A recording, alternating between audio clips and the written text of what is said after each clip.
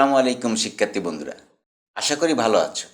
শিক্ষার্থী বন্ধুরা, আজকের ভিডিওতে আমরা আলোচনা করব ইংরেজি ভাষার খুবই গুরুত্বপূর্ণ কিছু ভার্ব ফ্রেজ বা ক্রিয়াগুচ্ছ নিয়ে। তা হলো have two, had to, did not have two এবং নিড নট হ্যাভ সম্পর্কে। এই ভার্ব ফ্রেজগুলি স্পোকেন ইংলিশে খুবই কার্যকর এবং প্রায় ব্যবহৃত হয়, কারণ এগুলোর মাধ্যমে আমরা আমাদের প্রয়োজনীয়তা, বাধ্যবাধকতা এবং অনিচ্ছাকৃত কাজ সহজে প্রাকৃতিকভাবে প্রকাশ করতে পারি। এগুলি ইনফর্মাল বা ক্যাজুয়াল কথোপকথনে বেশ গুরুত্বপূর্ণ ভূমিকা পালন করে। তুমি যদি নিত্যদিনের কথাবার্তায় এসব ভার্ব ফ্রেজগুলি ব্যবহার করো, তাহলে তোমার ইংরেজি খুবই স্বাভাবিক এবং সাবলীল মনে হবে। চলো এবার মূল আলোচনায় ঢুকে পড়া যায়। প্রথমে হ্যাভ টু দিয়ে শুরু করা যায়। হ্যাভ টু এমন একটি ভার্ব ফ্রেজ যা ব্যবহৃত হয় কোনো কাজ করার বাধ্যতা বোঝাতে। এটি নিকটস্থ ভবিষ্যৎ নির্দেশ করে। এটার ব্যবহার করতে হলে যে স্ট্রাকচারটি ফলো করতে হবে তা হলো সাবজেক্ট প্লাস হ্যাভ বা has to plus verb plus object. যেমন I have to do it মানে আমাকে এ কাজ করতে হবে। সেন্টেন্সটিতে সাবজেক্ট হলো আই, ভার্ব ফ্রেজ হলো হ্যাভ টু, ভার্ব হলো ডু এবং অবজেক্ট হলো ইট। বাধ্যতা বোঝাতে আমরা আরও কয়েকটি সেন্টেন্স দেখে নিই। রিমা হ্যাজ টু সাফার মানে রিমাকে ভুগতে হবে। He has to buy it মানে তাকে এটা কিনতে হবে। আবার you have to go to there মানে তোমাকে সেখানে যেতে হবে, ইত্যাদি। নিশ্চয়ই বুঝতে পারছো যে এর প্রত্যেকটি বাক্য দ্বারাই একটি বাধ্যবাধকতা বোঝাচ্ছে। এবার দুটো অধিকতর বড় বাক্য দেখি। If you want to remain healthy you have to eat a balanced diet মানে তুমি যদি সুস্থ থাকতে চাও তাহলে তোমাকে সুষম খাদ্য খেতে হবে। তার মানে সুস্থ থাকতে হলে তোমাকে বাধ্যতামূলক সুষম খাদ্য খেতে হবে। আরেকটি সেন্টেন্স দেখো।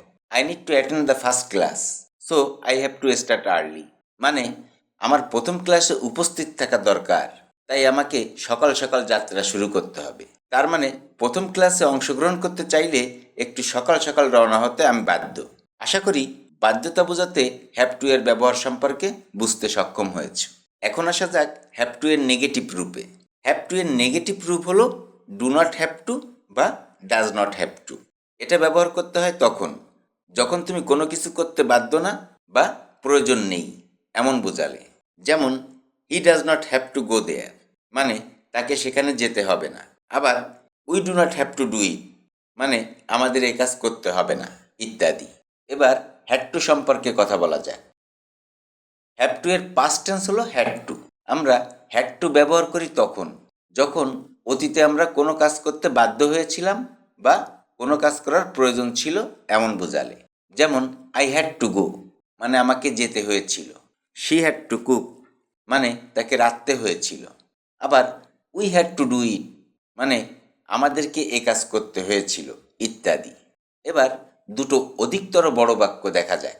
Yesterday her mother was not home so she had to cook rice for the family মানে গতকাল তার মা বাড়িতে ছিল না, তাই তাকে পরিবারের জন্য রাখতে হয়েছিল। তার মানে তার মা বাড়িতে না থাকার জন্য তাকে রাখতে বাধ্য হতে হয়েছিল। আবার you made a mistake so you had to suffer মানে তুমি ভুল করেছিলে তাই তোমাকে ভুগতে হয়েছিল, ইত্যাদি। আশা করি অতীতের বাধ্যবাধকতা বোঝাতে হ্যাড টু ব্যবহার করে কিভাবে বাক্য গঠন করতে হয় তা বুঝতে পেরেছ। এখন আসা যাক ডিড নট হ্যাভ টু এ। এটি হচ্ছে হ্যাড টু এর নেগেটিভ রূপ। এই ভার্ব ফ্রেজটি ব্যবহার করতে হয় তখন যখন অতীতে কোনো কিছু করতে বাধ্য ছিলে না বা প্রয়োজন ছিল না এমন বোঝালে। যেমন I did not have to go মানে আমাকে যেতে হয়নি। আবার you did not have to water the garden মানে তোমাকে বাগানে পানি দিতে হয়নি, ইত্যাদি।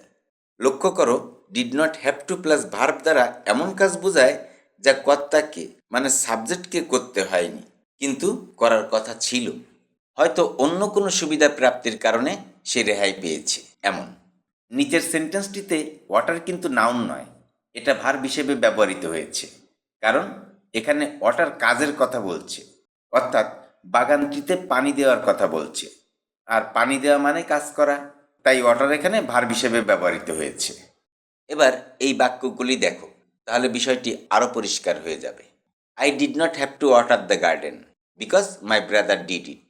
মানে আমাকে বাগানে পানি দিতে হয়নি, কারণ আমার ভাই কাজটি করেছিল। বাক্যটি থেকে বোঝা যায় যে কর্তা সচরাচর বাগানে পানি দিয়ে থাকে এবং এটা তারই কর্তব্য, কিন্তু তার ভাই কাজটি করে দেওয়াতে তাকে তা আর করতে হয়নি। আরেকটি সেন্টেন্স দেখি। Shila did not have to cook rice yesterday because her mother return home from the hospital. মানে শিলাকে গতকাল রাঁধতে হয়নি, কারণ তার মা হাসপাতাল থেকে ফিরে এসেছিল। খেয়াল করো, তার মা ফিরে না আসলে কিন্তু তাকে রাঁধতে হতো। তার মানে অন্য সুবিধা পাওয়ার কারণে সে রেহাই পেয়েছে। ডিড নট হ্যাভ টু মূলত এমন অবস্থার পরিপ্রেক্ষিতে ব্যবহার করতে হয়।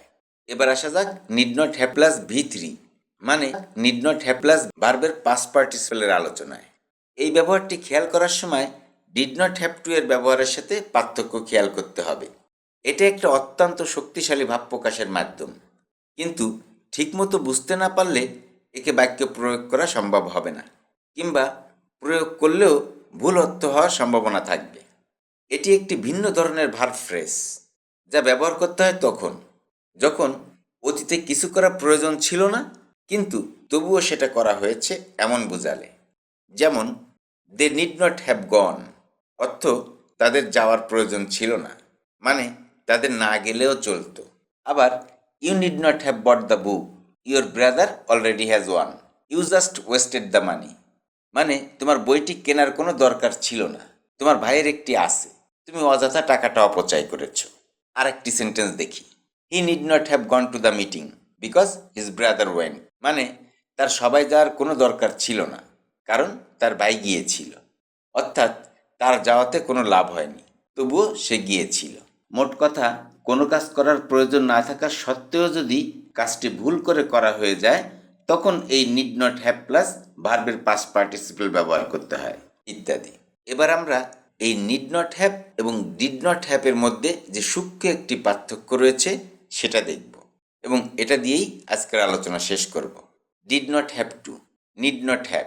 He did not have to water the garden because it rained, মানে তাকে বাগানে পানি দিতে হয়নি, কারণ বৃষ্টি হয়েছিল। এদিকে he need not have water the garden because it rained, মানে তার বাগানে পানি না দিলেও চলতো, কারণ বৃষ্টি হয়েছিল। এই দুটি সেন্টেন্সের মধ্যে উল্লেখযোগ্য কোনো পার্থক্য কিন্তু দেখা যাচ্ছে না। এখানে প্রথম সেন্টেন্সটির ব্যাখ্যা হচ্ছে তাকে বাগানে পানি দিতে হয়নি, কারণ বৃষ্টি হয়েছিল, মানে বাগানে পানি দেওয়ার আগেই বৃষ্টি হয়েছিল, যার জন্য পানি দিতে হয়নি। আর দ্বিতীয় সেন্টেন্সটির ব্যাখ্যা হচ্ছে তার বাগানে পানি না দিলেও চলতো, কারণ সে বাগানে পানি দিয়ে আসার কিছুক্ষণ পর বৃষ্টি এসেছিল। সুতরাং তার পরিশ্রম বৃথা হলো এবং এখন তার আক্ষেপ করতে হচ্ছে। সহজ কথায় তার বাগানে পানি দেওয়ার দরকার ছিল না, তবুও দিয়েছিল, ইত্যাদি। তো শিক্ষার্থী বন্ধুরা, এই ছিল have to, had to, did not have two এবং নিড নট হ্যাভের ব্যবহার সম্পর্কিত আলোচনা। ভিডিওটি যদি ভালো লাগে তাহলে লাইক, কমেন্ট, শেয়ার করতে ভুলো না। আর তুমি যদি এই চ্যানেলে প্রথম দর্শক হও তাহলে চ্যানেলটি সাবস্ক্রাইব করে সঙ্গেই থেকো এই জাতীয় অসংখ্য ভিডিও পাওয়ার জন্য। আজ আর নয়, কথা হবে অন্য কোনো ক্লাসে। সে পর্যন্ত সবাই সুস্থ থাকবে, ভালো থাকবে এবং পরিবারের সকলকে ভালো রাখবে, এই কামনায় শেষ করছি। আল্লাহ হাফেজ।